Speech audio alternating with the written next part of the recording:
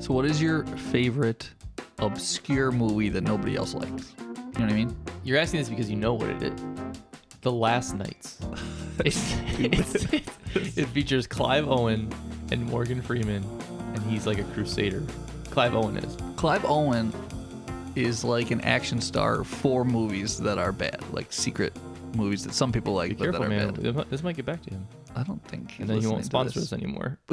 Back to basics. Sponsored by No, Clive Owen. I showed that movie at the department, and you sold me on it, acting like it was the coolest It's movie an amazing ever. And there's movie. like one fight scene in it. No, and it's awesome. You gave away the major plot line, which was the whole limping thing. Yep. Go watch The Last Knights, and you'll see what I'm talking about. Yeah, no, it's awesome. It's not that great. What's yours then? Pacific Rim. That's a horrible movie. No, it's There's so two. There's a good. sequel too. Did you The see sequel's sequel? awful, but the original, I've watched that movie. I have a buddy named Tim. We've watched that movie together probably 50 times in the past 50 times? 10 years, yeah. Maybe not 50, 25-ish. That's too much. But one is too many. I would say at least once every quarter Once a quarter. we meet up and watch it. Wow. It's a good movie. It's That's sad. robots fighting monsters. It's just classic. That's not a classic anything. Robots It's fighting so much monsters. better than like Godzilla and King Kong, though. I mean, I might agree with that. We should probably get to it. The biggest plot point issue in that movie is why does he not bust out the sword sooner? I don't know if you've seen it recently, but at the No, very I've not end, seen it he busts recently. out this sword and he like kills this monster. And there's like 18 different situations where he like beats somebody with a boat instead of like using a sword. I don't know why he didn't get the sword sooner. All right. But anyway, good answer. Yeah, The Last Knights. Mm-hmm. Okay. Watch The Last Knights. Coming to Blu-ray and DVD. All right. Well, welcome to Back to Basics. We are excited today. We are showcasing today one of our sponsors. So 410 Medical, 410 Medical, is sponsoring this podcast today. They are the inventors of the LifeFlow Rapid Infuser. We'll talk a little bit about that today. Our goal today is not to sell you their product. We want to talk about fluid resuscitation. So today's topic is fluid resuscitation. This is a topic that I think has a lot of confusion around it, in my opinion. Like there's so much data out there and a lot of it can be conflicting or nuanced. So we're going to talk about that today. So we're going to talk about that. And then we'll talk about a little bit about this LifeFlow Rapid Infuser and how we're never going to try to sell you something that's that we don't believe in or that we don't see the benefit in. I do see a lot of benefit with this device, both for EMS and on the hospital side. So I think it's more just about letting people know that something like this is out there. It's kind of a cool thing. Yeah. It solves a problem that I think... Yeah, I mean, when we started talking with LifeFlow and 410 Medical about the device, when we first were introduced to it, I mean, it's even like I said, even in the ER setting, I mean, we'll talk about, but there's definitely I definitely see an important use for it that can help in a lot of ways. But we can't really talk about how it can benefit until we talk about the basics of fluid resuscitation. So that's what we're going to do today, starting by talking about shock. Now, we're not going to get into shock completely. We had a shock episode. If you're ever interested in listening to a shock... Do we have a shock episode? Is that what it's called? Yeah. No, it's stability. I don't know. We've got a couple One of episodes. our first episodes, we cover different types of shocks and how stability versus instability and how that's defined. It's a pretty good episode, so go listen to it if you want to. Right now, though, we have to talk about fluid resuscitation. So I want to start with talking about where's the need for fluid resuscitation? Why would we need to give fluid or give blood products in the first place? And it's always going to be there's a shock issue. Right. We're emergency personnel, right? So what is the life-threatening thing that we are going to administer fluids to reverse or prevent is shock, right? And there's 4 different types of shock. You want to quickly go over the 4 different types of shock? So, well, for the easiest way to understand shock in general is to talk about hypovolemia, right? So hypovolemic shock is a type of shock, and it's kind of the main one we use as an example. So what we have a pressurized system in our body, right? Our circulatory system is pressurized. There's a pump, the heart, and then we have vessels, the tubes that the fluid's traveling through. And our blood pressure, or the pressure that we have in this tube system, is what allows flow to happen. And the better the flow, the better perfusion or oxygenation of our tissues, our organs, our cells, right? And that's the basis of life, right? We can't survive without oxygen to our tissues. If our tissues start to lack oxygen, they get necrotic, they die. If tissues die, organs die. If organs die, systems die. If systems die, we die, right? So there's not really a way I can think of dying besides of a lack of perfusion. Right, in one way or another, lack of perfusion to major organs. And whether you're talking about trauma or a heart attack or a stroke, I mean, all of these in the end ends up becoming some type of perfusion issue that leads to death, right? Yeah. So Hypovolemic shock, hypo meaning less, not enough, right? Volemic meaning volume. It's just simply you don't have enough volume in there, right? So in our pump system, in our circulatory system, we don't have enough, in this case, fluid blood, right? We don't have enough blood to go around. It doesn't matter how, hard we're pumping. It doesn't matter how fast we're pumping to try to build that pressure up. There's not enough fluid in the system to perfuse those tissues. So in those cases, those are very obvious cases where we would use fluid resuscitation as an answer, right? They lack fluid, so we're going to put fluid in there. Even if we can't give blood, they're lacking blood, we can give fluid to charge that system and move the blood that we have and kind of help that out. So that's hypovolemia. That's the easiest shock to understand.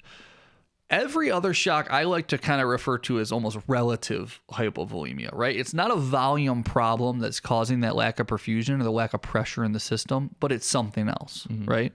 So if we have a pump problem, we would call that cardiogenic shock, right? So if you have an issue with a dysrhythmia, your heart's not pumping at the right pace, it's not going fast enough. Or heart failure or something like that where your heart just can't squeeze. You've had a heart attack in the past, so you have decreased wall motion of your heart wall. You can't squeeze the blood well enough. You can't, again, that pump isn't working. Now you can't build up that pressure. Yeah, we talk about preload and afterload issues and things like that. When we start getting into those nuances, we're talking usually about cardiogenic shock, the inability for the pump to be able to pump effectively, and therefore the fluid pressure drops and we can't perfuse the organs, right?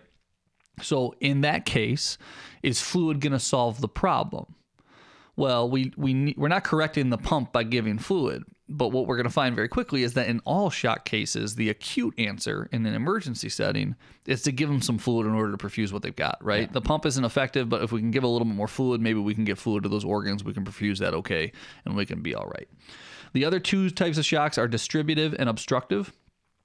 These get mixed up a lot. Distributive is basically the fluid is there, but it's in the wrong space. It's too spread out. Right, it's too spread out. Right. It's in the wrong space. It's distributed poorly. Types of distributive shock are going to be septic shock, where you have massive dilation of all your vessels. So the fluid's just, there's not enough pressure because the vessels are too open. Neurogenic shock, which again, the vessels are open not because of an infection or inflammation, but because of a neurologic problem from the spine, what's causing them all to dilate. Even trauma-wise, right? If I hit Chris in the back of the head with a baseball bat and his brain now is telling his body not to constrict vessels in his lower body, right? Okay, we have a distributive issue. They're all pooling down there. Yeah, another type of distributive shock would be like, when you see an anaphylaxis, right? Where all of a sudden, again, because of a allergic-like reaction, all of your vessels are dilating, the fluid's there, but it's spread out too far. We don't have enough pressure in the system.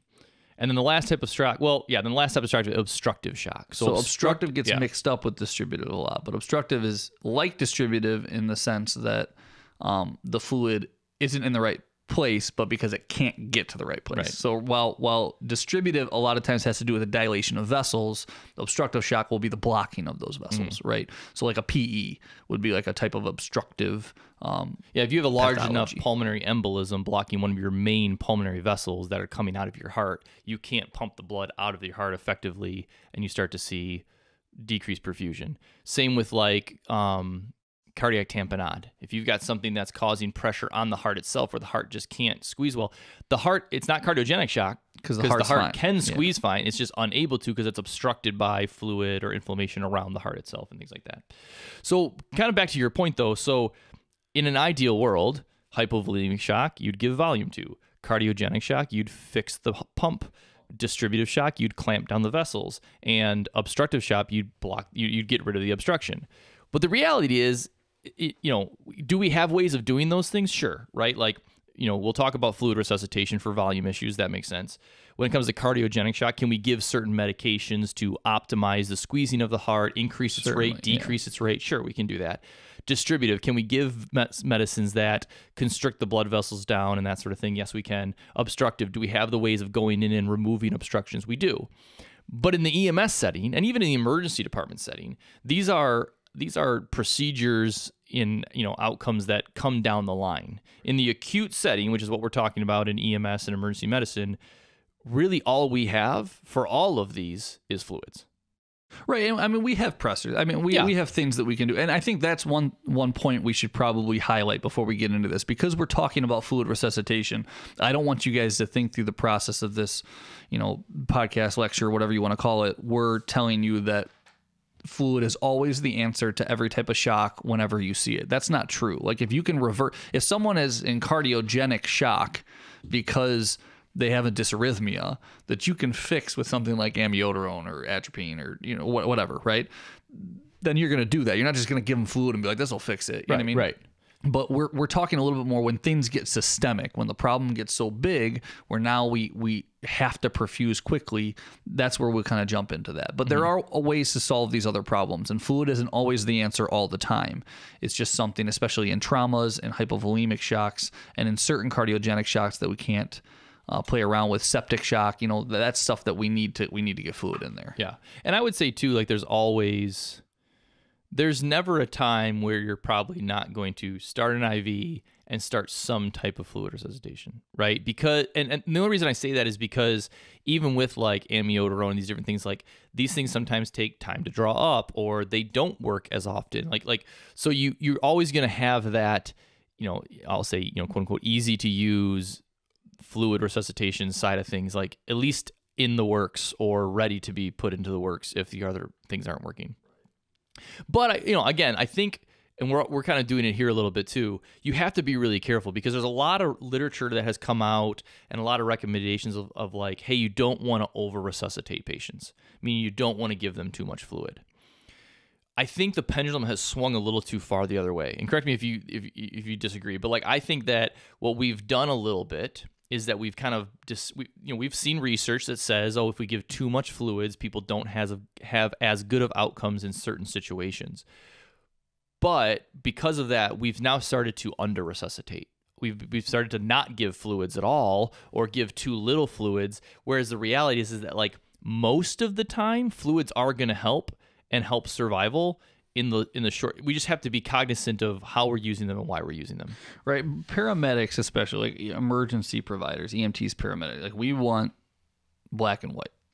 You know what I mean? We want black and white. So if you start telling us, oh, there's a fear of over-resuscitation or there's a concern with over-resuscitation that turns into a fear of over-resuscitation. And you know what that turns into? Well, it's just not pushing any fluid. You know what I mean? That's just unacceptable. There are things that we can do for our patients. We just got to be careful, just like we're careful with anything else. What's unique about fluid, and I think what makes a provider like me get nervous without the extra knowledge and without kind of doing the research and doing the training, is that almost everything else in the back of a rig, we can turn off and on, right? I can give nitro and open up the vessels, and that can bottom out your blood pressure, and I can go, well, I've got pressors I can give that can then constrict those vessels. I can give something like, I mean, this is probably a bad example, but epi or norepi, something like that, right? We have or constrictors we can give, right? I can make up for that. I can fix that. I can give a medication that speeds your heart up. And if it's going too fast now, well, that's okay. I can give you something that slows it down. I can give a medication that takes your pain away but has a risk of slowing your respiratory drive. And you know what happens? When markers of perfusion start to drop and you start to breathe less, your respiratory drive starts to drop, I can give Narcan, I can reverse that. So everything's faucet on, faucet off, faucet on, faucet off. We can kind of adjust that. Fluid, once it's in, it's in. Yeah. We don't have any way of taking fluid out.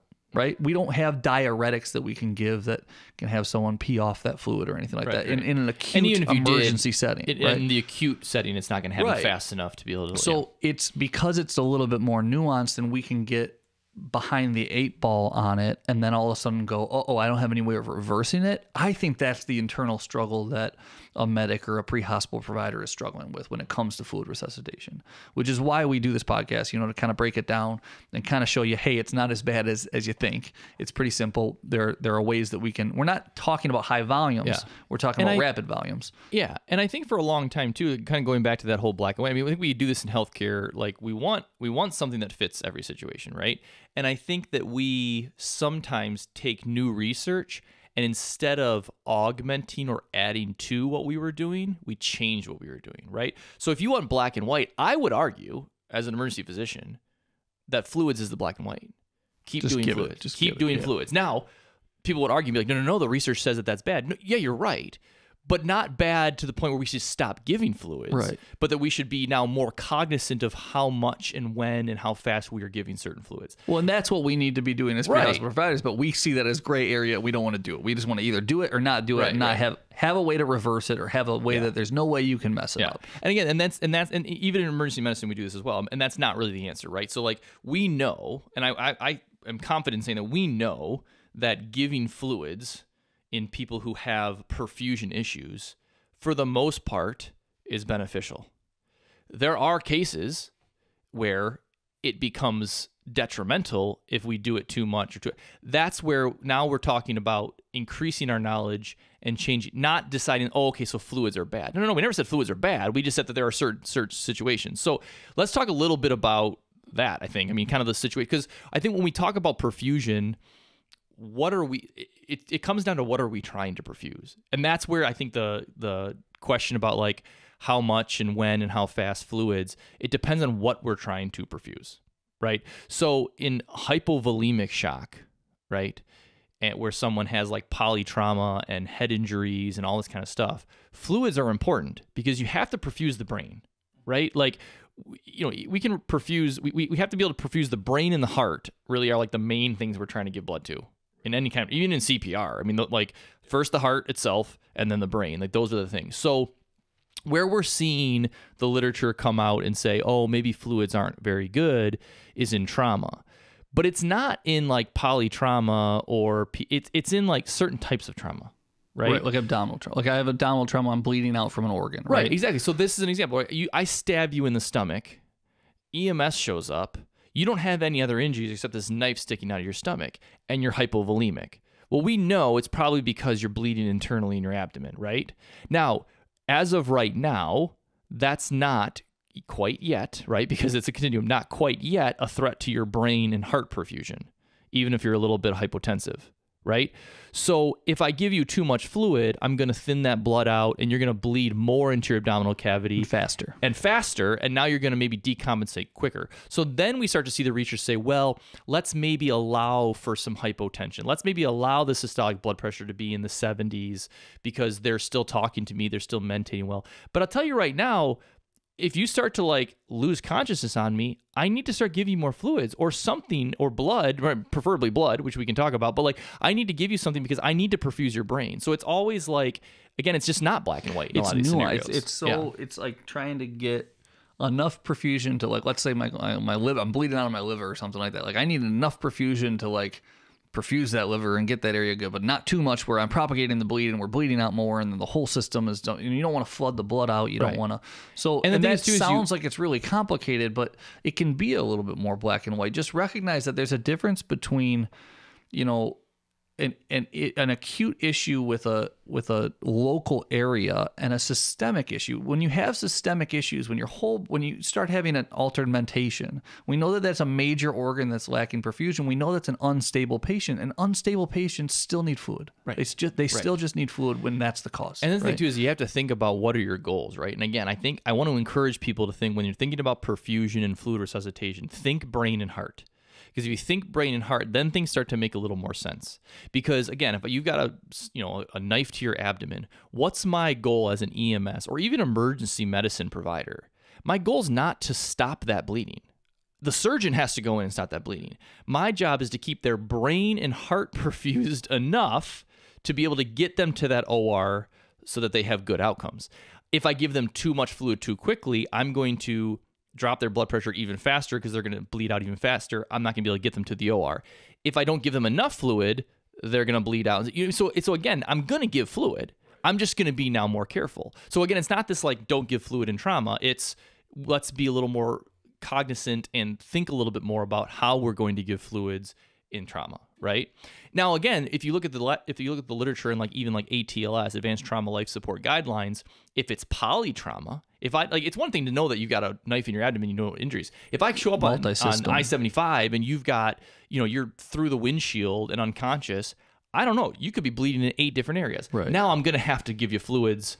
That's to perfuse your brain and heart. To perfuse your brain and heart, right? Check Exactly. it all out. Yeah. Exactly. So, but the thing is we're not talking about. People start to panic because they're like, "Oh, you're talking about giving all kinds of fluid, all kinds of." We're not talking about giving all kinds of fluid. In fact, we'd like to give a little bit at a time and see how that goes. The problem is that when I'm in the back of a rig with a bag and I'm titrating, a drip rate, I always make this joke, but I'm sorry. I would challenge anyone to tell me that they're doing drip rates and they're sure how much fluid they've given this and that. There are 3 drip rates that we do in the back of an ambulance. I don't care what people say. This is just street knowledge. It's full open, it's TKO, or it's all. Or it's off. Somewhere in between. It's somewhere. We're titrating, right? We're titrating. So it's off, basically TKO to keep open, stripping a little bit to keep it open. We're fully open because we're trying to bolus them. Or you've used a little thing enough to it's dripping a little bit faster. Or you're somewhere in between and you're trying to do some math, right? Like people do cheats all the time when it comes to like even giving, amiodarone over 10 minutes. People will tell me, well, you can put in a 250 bag and then you can start giving it and then you do it at about this speed. And people go, well, Jason, like, how do you figure out? Like, I'm like, well, after 5 minutes of more than half the bag's done, slow it down. Like, that's just kind of what we end up doing. No. And it's not, the problem with that is that let's say I want to give somebody 250 milliliters of fluid and see how they do. Well, 250 milliliters of fluid takes time in the back of a rig to give, depending on your line and how, and you don't have time to see it go in and then look at the response and see if they need more or less. By the time that's in, it's taken a significant amount of time, and you can't really gauge. It's not like giving you a medication that's fast acting and being able to see the results. What a rapid infuser does, like LifeFlow, is it allows you to give 250 right then and there. It's basically like bolusing all your all your fluids, right? Yeah. Like it's a rapid infuser. It's not for high volumes. It's not for, it certainly can do that, but it's not for giving you 2 liters in 10 seconds because you're having trauma. It's for giving you 200 milliliters right now, and then me watching what happens. Yeah. And it's allowing me the bandwidth to look at somebody and go, okay, what are the reactions to this amount of fluid? Okay, I'm seeing positive outcomes. I'll give another 250 right now. Yeah. Okay, that seems like it's not having as much positive effects. I can slow down now, right? Yeah. So rapid infusion is really ideal for emergency care because it's not giving high volumes. It's giving the right amount of volume right then and there and be able to watch and respond. And let's talk a little bit. I'm just going to take a second to talk about the LifeFlow device because we're talking about LifeFlow as an example of a rapid infuser. So what's nice about this and why, again, like we're excited to partner with 410 Medical to present this stuff to you, it's a handheld device. So this is literally it's almost like I don't know if you've ever seen the calipers for when you're doing like body fat, but it's almost like that kind of like handgun type of thing that you hand squeeze and rapidly put in the fluid. So it reminds me of a caulk gun. Yeah, kind of like it looks like kind of a little bit like a caulk gun. Like that same kind of mechanism, right, where you're squeezing. It's a handheld device. So that's why it's great for EMS and for an ER, because if I want to rapidly infuse like that in the emergency department, I've got to get this big machine, put the bags in, clamp the thing down, put it on a certain. One, the nurses have to figure out where that machine is. If it's not already in the trauma bay, we've got to kind of get it set up a little bit. This is a very easy setup, easy device, handheld, pushing a bunch of fluids. But again, to your point, it's not to push. You could put, right. I mean, I think. Well, and what's cool is like one of the studies, like it's like 500% increase in like how effective they are with their fluids. So like while other rigs that were doing, just hanging bags, they could only get 300 milliliters in. The people using the rapid infusers were getting like 1.5 liters in. Right. But what that makes people think then is, oh, okay, so it's for giving a lot of volume. No, it's not for giving a lot of volume. It doesn't have to be for giving a lot of volume. It's giving fast volume. Right. And then being able to watch the response. And again, so back to our example of the abdominal trauma patient, right? So I know that I want to keep their brain and heart perfused, right? So their blood pressure is in the 60s. I'm going to give them maybe 250 really fast. And I'm going to see if it works. Does it do anything, right? Does it increase their blood pressure a little bit? If it does, then great. Then maybe I can hold there for a second. If they're still mentating well, if their heart rate's still, we can maybe let them be a little hypotensive in that type of trauma situation. We start seeing the blood pressure drop again. We give another 250 quick. So now by the time we get to the emergency department, we've given maybe 500, right? But we've been watching to see, and we know that they're responsive to the fluid resuscitation. What we haven't done is only give 300, which was not enough, and we haven't given a 1.5 liters, which probably would have been too much. Or we haven't hooked up 1,000 liter. We haven't hooked up 1,000 milliliter bag, right? Mm-hmm. A liter bag, and opened it up full open, and then by the time we get to the hospital, only given 300. And then when you ask me at the hospital, how are they responding to the fluid? I say I don't really know. It took me 15 minutes, or it took me 10 minutes to give them this 300. What do they look like right now? That's about 300. It's still going. It's I can say when I gave the first 250, this is what things looked like. When I gave the second 250, it's turning. And you know it was the fluid because you gave it rapidly. It's turning fluid into what it truly is. It's a medication. And we can give it as a medication kind of now. Yep. You know what I mean? Exactly. And I can see how they respond. Exactly. So, and a lot of the reasons that we've developed this kind of fear, I think, sometimes of fluid resuscitation is that initially all of the research, not to say all, most of the research that we did in the fluid resuscitation space had to do with sepsis. Right? It had to do with sepsis, and it had to do with like hypovolemic type of stuff, right? Even if you look at the literature on like where IV fluids first started, it started back like during like the cholera epidemics that were happening over in like Europe. You mean like, so like it was for people who were very hypovolemic, whether it's from a or very distributed, like from a septic shock type of standpoint. In those situations, you want to give 1 liter, 2 liter, 3. The problem is we started giving like 3, 4, 5, 6 liters. Maybe we found out that was a little too much in the long run. But then we started also adapting that to trauma. And when we adapted that to trauma, we started to see worse outcomes because of too much fluid. But that's at like, again, 2, 3, 4, 5 liters. That doesn't mean that no fluids. We still have to keep that brain and heart perfused in trauma, right? So that has to be kind of like, the end goal.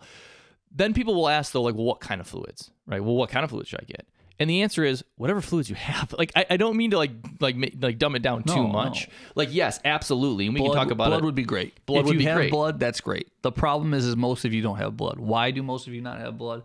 Because of expense issues. Blood's expensive. Because of usage issues. Your municipality or whoever you're working for can't really justify with the costs, like, hey, we're holding this blood, it's expiring constantly because we don't use it as much, right? We don't see that much trauma. And that ends up using it from a system issue. I mean, I'm talking about like a national system issue. We've got a shortage of blood to begin with. Like, I mean, like we were very much, especially even during COVID and stuff, like we were very short blood donors in general. We don't have a lot of it. So it's even more so hard to justify replacing, liters and liters of blood that just expires and we throw it away when we, it's also expensive at the same time. Well, right? You also have to store it, so it has to be cold storage for blood, right? Mm-hmm. So like I don't have a freezer or a fridge in the back of my ambulance. If I did, it'd be stocked full of Dr. Pepper. So you wouldn't have room for the blood anyway. So anyway, we're still really going for that Dr. Pepper sponsorship. Really, someday, Diet Dr. Pepper. Yep. I will get a tattoo if I have to. Right. No, but anyway, I think that I've looked at some, especially after talking with LifeFlow a little bit too, like they showed me some of the studies that are happening in different areas, like the way that some of these agencies are doing whole blood and they're bringing it in is really cool. Like I hope that one day we can get whole blood out there on the street for everybody, because they've got ways where there's windows where you have it stored one place and they can get it to you quickly, and it like distribution centers. Right. What's tough is like, so my background is in a municipality. It's a small city department, busy but small city, about 7.5 square mile radius, and we have a hospital in that city, right? So like for me, like transport times for me have always been a maximum of 20 minutes. Yeah. You know what I mean? So I don't have to deal. But here's what's cool about a rapid infuser is that like it wouldn't, in your mind, you think logistically it doesn't make sense. It doesn't make sense to hang blood if you have a 10-minute transport. Mm-hmm. Well, it does if you have a way to get that blood in them that fast. Exactly. Yeah. I didn't have something like that. I can't set up blood and drip it. It's going to take too much time to get that blood into them by the time I get to the hospital. But with a rapid infuser, I can put that blood in the patient and be like, hey, I got them. And when you start thinking about burns where we need like a high amount of fluid all the time, right? At least acutely. Like the ability to start 2 large bore IVs and then just the bloods that we got 2 liters in. Yeah, yeah. You know what I mean? And we're not doing blood for burns, but yeah, you're talking about fluids. Yeah. We got 2 liters of fluid, right? So I don't know. I see there being a lot of objective, research-based reason to get devices like this out there and to start considering a little bit more with devices. Hey, this is changing the game a little bit. Well, now with what maybe we can do with whole blood. I was saying now maybe it makes sense to carry whole blood because I have a way of getting it in an appropriate time. And like I said, so the answer to try is we know the research shows that like in a trauma patient, blood is going to be better than fluids, right? For the most part. I mean, like, that's a general consensus. The problem is that like many of us don't carry blood. Even in the emergency department, I mean, I think we've shared before, like I work in like 15 different, I have 15 different state licenses. I travel throughout the country, work in a lot of different community hospitals. It's not, unless you're working at a level 1 trauma center, the blood's not like in the ER. It's not waiting readily for available. you. Yeah, I mean, I still have to go call lab, who then grabs it. They still have to, they have to do some checks to make sure it's going to be, even if it's 10, 15 minutes. What am I doing during that 10, 15 minutes? I'm giving fluids, right? And as an emergency physician, if I can give them in small boluses rapidly with like a handheld device like a LifeFlow, that's going to be better than my nurses hanging a bunch of drips and then me being like, I don't really know how much fluid they've gotten so far. I don't really know. And then I'm going to give them blood, which is more fluid. But how much have I already given them fluid? Now I start to get into these. I got to be a little bit careful with the over resuscitation side of things. So again, it's all about, can you get it in rapidly, and can you do small enough boluses or larger boluses? Like I said, if you give someone, 500 and their blood pressure starts to come up a little bit, but you need it to go higher because you don't think they're perfusing their brain, well, then give them another liter, but give it fast, right? Like, see if we can get it fast so that we can, see the outcome. And that's where, again, I think the important piece comes into, and we always talk about it, is that reassessment, right?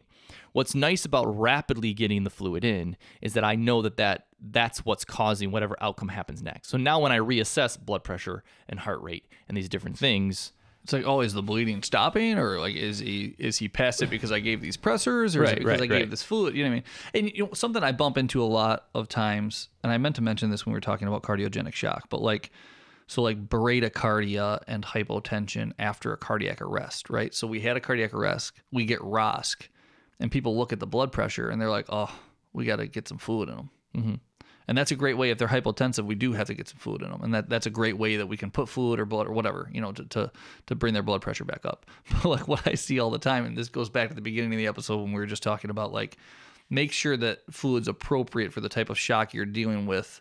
If you can solve the underlying problem, you can solve the underlying problem. You don't need to necessarily go for fluid. But like I bump into all the time, my medics will be like, let's get some fluid going, and they'll start a bolus. And heart rate's like 25. The heart rate's like 25. And it's like, well, no, that's a cardiogenic issue. Yeah. We can speed that up. Speed that up first and see how their blood pressure goes, So it's keeping all that in mind. And I feel like with the ability where fluid's not as complicated and I can give it quickly, I can give it in the amount I want right off the bat, I feel like it simplifies things enough in the back there for me to start thinking about those other things and to take those other factors in. So we want our tools to make things easier for us, not to add layers of complication. And I think that with fluid resuscitation, people panic that it's going to add layers of complication, and it just doesn't. It really will simplify things for you if you have these tools at your disposal. Yeah, absolutely.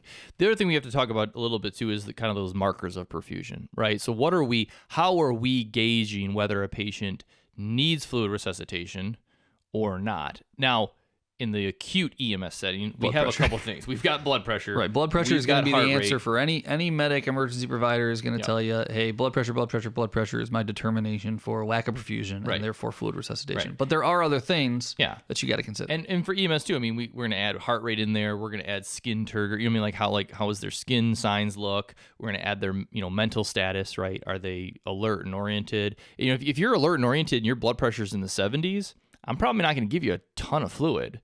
Right, like you can do a little of this passive hypotension because you don't want to over resuscitate someone, but I got to monitor that too. If you start to get a little more somnolent, or your blood pressure starts to drop even more, your heart rate starts to kick up even higher. Now I might justify, okay, let me give you a 250 really quick, see if that helps some of these signs. But I got to keep reassessing these signs. In the emergency department, we're going to add other markers there, right? We're going to look at lactate, right? Obviously, lactate is essentially like lactic acid build. So when your cells are no longer getting that oxygen and they kind of have to create energy on their own, they're going to do it through an anaerobic mechanism, which is going to push off lactate. So I'm going to be able to measure that lactate. That lactate is going to be a marker of poor perfusion. Yeah, because think of it this way, right? Aerobic, we're getting oxygen normally through the normal passive means, right? Anaerobic is in the lack of that. So if we're showing a buildup of a byproduct of anaerobic, we know that our cells are starving for oxygen. If our cells are starving for oxygen, we're in a hypoperfusion. Yeah. State. Other things I'm going to look at is the blood pH, which kind of goes with the lactic side too. Acid buildup is going to decrease the pH. These types of things, right? So I'm going to be able to now too rapidly administer fluids, hopefully, or blood products, and then recheck some of these markers and see that, are they trending down? Are they still going up? And that's going to dictate for me, do I need to give more? Can I pull back now a little bit? So again, the answer is not not fluids, right? The answer is not, we're not going to give fluids anymore. And it's also not give all the fluids. Right, yeah. The answer is we're going to give fluids, and we're going to be cognizant of why we're giving the fluids, what we're trying to perfuse, how we measure that perfusion, and whether or not they're responding to that fluid administration, whether it be blood or crystalloid fluids, right? Like normal saline, that sort of thing. And then, again, all with the intention of keeping them stabilized enough to get to that next thing, whether it's trauma, whether it's sepsis. At some point, with this type of kind of systematic approach to that, it doesn't really matter, right? We need to know, because it's gonna, but like, again, like we're the pathway of treatment from a fluid resuscitation standpoint can be a little more systemic that way. For I think adding this tool in just gives us a piece of the puzzle that we didn't really have before. Instead of like starting a bag with a drip rate as fast as we can, and then needing to shut it off and then titrating it, like it just kind of takes that out of it, which makes it simple to observe for these other markers and observe these signs. Yeah. I think like an example with these markers of perfusion would be like, if you do have an organ, right? We want to keep the blood pressure a little bit lower because we're just dealing with one specific organ we're trying to play around with. We're not dealing with systemic issues necessarily. Like we can look at our markers of perfusion, of our systemic perfusion. If we don't see a huge amount of lactate or something like that, then we know that we don't need to panic and give a bunch of fluid right now, right? We don't need to, like, they're not anaerobic right now. They're perfusing well. It's just a localized issue. Yeah. So we can kind of And make we've talked about this decisions based on before. that. There's two other kind of points I want to make. We've talked about this before where, your job as an EMS provider is to be able to get them to me and be able to communicate to me what has been done so I can build off of that, right? So if you know exactly how much fluid you've given and how they responded, right, based on certain signs and symptoms, I now can make better decisions on how much I'm going to give and in what, dosages and things like that, right? So like that's a really important piece because, again, to your point before, if you just hang a bag and I ask you like, well, how much fluid they got? And you're like, well, I don't know, I'm looking at that bag. It looks like maybe half. You know what I mean? Like the more accurate we can be. Over this grand amount of time, over these past 20 minutes, I've given them half versus, hey, I was able to get them half in, a quarter of the time. Right, exactly. exactly. And it did these things because I watched it. Yeah, and did they respond? And then the second point is, we've commented on this on multiple podcasts as well. Our job in emergency medicine is to help the body do what it already knows how to do, right? And that's where fluids come in. It's not that we're giving something completely foreign to the body and trying to fix something. We are trying to support the body in its own functions of stability and that sort of thing and compensation so that we can get to more definitive treatment down the line. And whether that be, antibiotics for sepsis, whether that be intubation for airway issues, whether that be surgery for trauma, again, these are not things we're going to probably do in the back of the ambulance or in the emergency department. So our job becomes helping the body. And if again, from a perfusion standpoint, like, am I trying to perfuse the brain or the heart? Where is the injury or locus of infection or, cardiac issue happening? Now I can start making more educated and more successful decisions in how I fluid resuscitate my patients. And that's where I think you take the new research, combine it with the old research, and find that middle ground of let's take the new research and augment what we're doing a little bit to optimize what we're doing, not change what we were doing. Because the answer was never stop giving fluids, they're harmful. No, fluids are very helpful if done the right way. Now we have more data on how to do it the right way, so let's try to do it a little bit better, right? That's the ultimate goal. So yeah.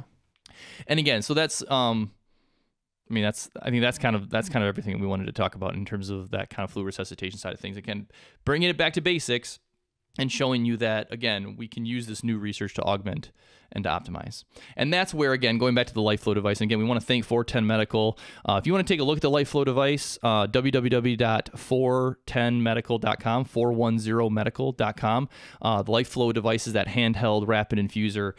What an awesome tool to be able to now do that and optimize this type of resuscitation. I think that you and I have been able to kind of look at it and see it and play with it a little bit and say, yeah, this could change things for me a little bit. Now, like to your point, maybe this does now make sense for my rig to carry blood because I have a way of getting it in. For me in the emergency department, maybe it makes sense now for me to even use this device in the emergency department to be able to really define how much fluid I'm giving in trauma and how fast, and to be able to see what those outcomes look like. So again, we want to thank them so much for sponsoring this episode and sharing their research and their stuff with us.